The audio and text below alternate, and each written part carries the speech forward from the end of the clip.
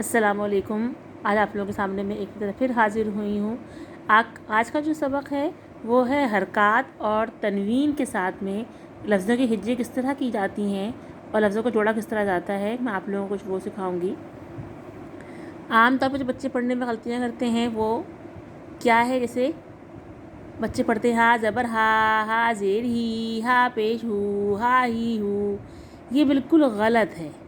دیکھیں، کھڑا زبر اور زبر زیر پیش میں دونوں میں فرق ہوتا ہے۔ کھڑا زبر کھڑی زیر الٹا پیش جو ہے وہ اس کو ہم کھینچتے ہیں جتنا جیسے ایک الف سے کھینچتے ہیں، لیکن یہ زبر زیر اور پیش کو ہم بالکل بھی نہیں کھینچتے۔ اس کو ہم کیسے پڑھیں گے؟ ہا زبر ہا زیر ہی، ہا پیش ہو، ہا ہی ہو۔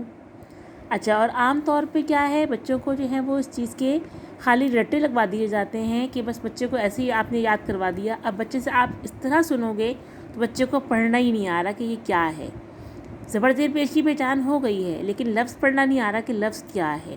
تو یہ بچے کو سمجھنا بہت ضروری ہے کہ بچے کو سمجھ میں آئے کہ آپ نے ہا زبر ہا، یہ حاضر ہی، خو پیش خو، جیم زبر جا، یا زیر جی، لام پیش لو، یا پیش یو، دود زبر دو، نون زیر نی، قاف زیر قوی۔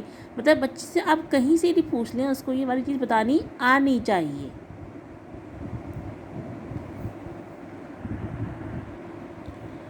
تو یہ تو ہو گیا آپ لوگوں کو کہ اس لفظ کو کس طرح پڑھنا ہے۔ جیم زبر جا، جیم زیر جی، جیم پیش جو، جا جی جو، یا زبر یا زیر جی، یا پیش یو، یا جی یو، دود زبر دو، دود زیر دوئی، دود پیش دو، دو دوئی دو۔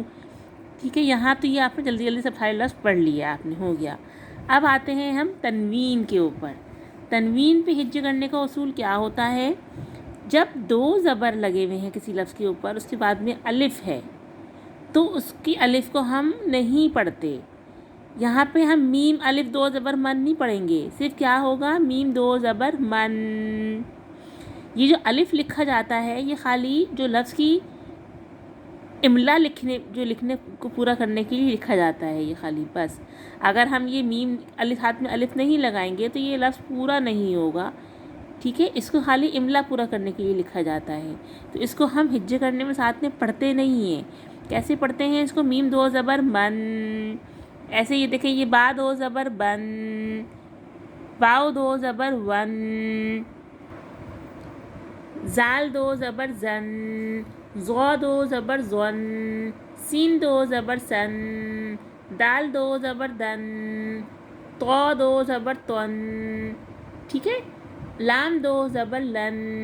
یہ یہاں پہ اس چیز کو ذہن میں بالکل بٹھا لیجئے کہ جب دو زبر کے ساتھ میں آگے الف لگا ہوا ہوتا ہے تو اس الف کو ہم نہیں پڑھتے۔